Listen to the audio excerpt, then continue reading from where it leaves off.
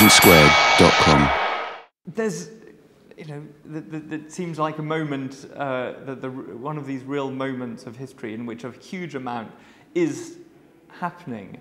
I wonder, I'd love to talk to you about Libya, about liberal interventionism, about 1989, about freedom. All these things seem to be in the air at the moment. Let me try a few questions about freedom. I know you've recently wrote something on freedom of speech, and you take a muscular view of freedom of speech. You think that political liberty requires us all to have pretty thick skins. I do. Is that? Can you describe that? I actually think that this is in fact the subject on which I'm working just at the moment, which is what do you do about free speech in the age of mass migration and the internet, where more and more people are living one way or another cheek by jowl. And there are two ways you can go. You can multiply taboos and say we're going to live together by not talking about things, or you can say we're going to live together by talking about things. And I believe the latter is much the better way, both because it preserves the very important freedom of speech, and because in the end it's better to talk about things than to bottle them up. And then they explode in the form of the English Defence League or the True Finns or whoever it might be. So can I ask you about, I mean, you don't deny that speech can hurt. Yeah. Obviously, we all know that there is hurtful speech, but I suppose there are two ways of viewing that. Either the way that speech hurts is it's a particular type of tort and not one that should be that we should worry about, or it is one we should be very worried about, but it's but the costs of regulating it through law are too great politically. Which of the, where do you stand on that? I'm not sure I'd take either of those. I mean, I think that clearly incitement to violence is a crime in even the freest countries in the world. So I think violence is a clear barrier. But then there is a question, what you, so to speak, what you take as your norms in society. Do you educate people to take offense? Do you have what Ken Malick wonderfully called the auction of victimhood, where everybody shows their wounds and claims their own Holocaust? Or do you actually educate people to an attitude of mind which is more robust, which understands there's a free-for-all? By the way, a crucial point here is, because we have the right to offend does not mean we have the duty to offend. So I'm absolutely, I think it's very important we have editorial norms, social norms, which are, well, as it were, which are more restrictive than what the law does. My concern is in turning the law into the universal nanny. Let me take this on to a different freedom, but a freedom which in some ways it seems to me shares some of these characteristics, and that's the freedom of movement, right. Migration. Right. So there's a sense in which the freedom of the freedom to move yeah. Also can hurt others.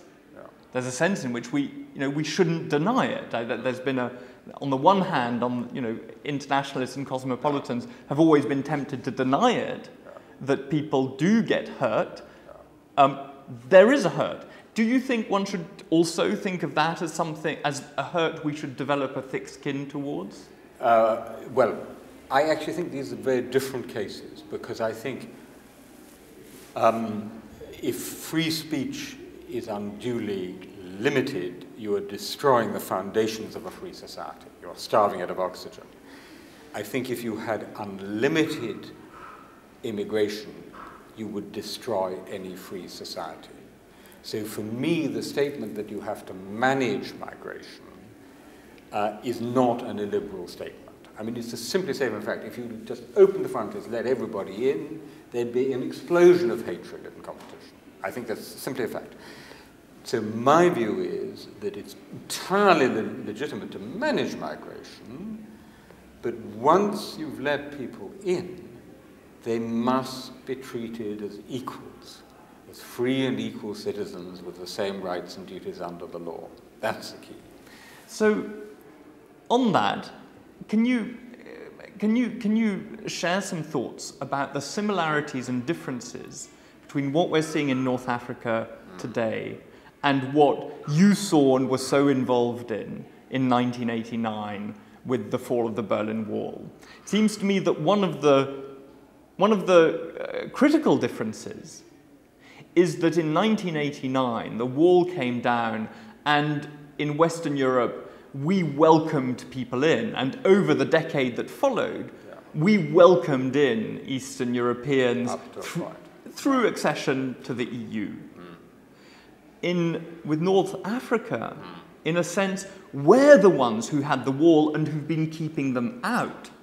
And our terror, which we've seen with Sarkozy's and Berlusconi's abrogation of Schengen, our terror is exactly that movement which gave us so much joy in '89. I mean, there's a lot in that, and indeed, you could take it further. You could say, in some sense, as someone said, we were the Soviet Union here, because we were propping up the dictatorships in North Africa and the Middle East. Moreover, whereas after 1989, these countries all said, we want to return to Europe, and we said, in principle, we agree, we'd like to have you in as long as you fulfill various conditions which were quite onerous. Here we don't say that at all. And I mean, let me just say, I think the Arab Spring is in some ways even more remarkable than 1989, because 1989 had a lot of precedents. There was a lot of building up to it, there was a lot of organization, dissidents, Solidarność, Charter 77 and so on. Here there were very, very few such moments, and then suddenly it spreads from country to country in this amazing way. Our response to it so far has been unbelievably feeble. Nobody is talking about these countries being members of the European Union. We're not even talking about what will be a crucial freedom to them, which is the freedom of movement for people. So what are we offering them? Nice words.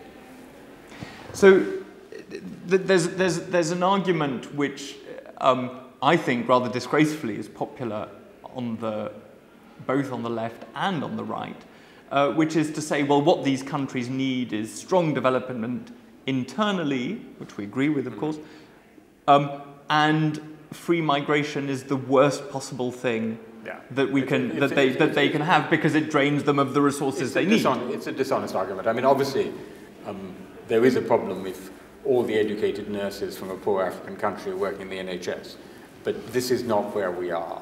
There are an awful lot of people who would benefit from a period of working in Europe. They'd send back remittances. They would go back eventually themselves. So you would like to see a European response which was more similar to '89, more embracing, more open? I mean, I think it is extremely difficult, because we are not in a time in Europe when people are feeling very welcoming to anybody, let alone to a lot of refugees from North Africa. The politics are tough, there's economic crisis, populists are getting up well over the 20% mark, so it's very difficult to craft a response which says, we're not going to let your people in, we're not offering you the prospect of membership, we're not offering you much money, but what? This is what we have to wrestle with.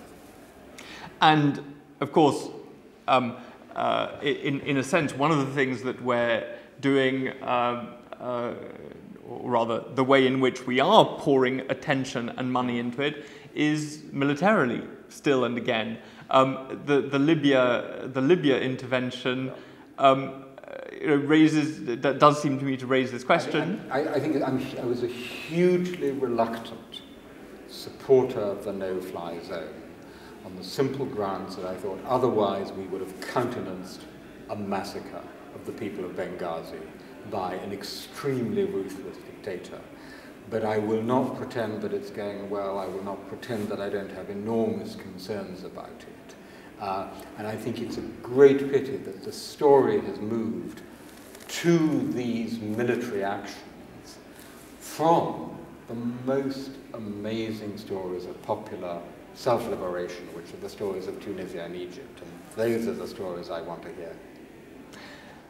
Timothy Garton Ash, thank you very much indeed.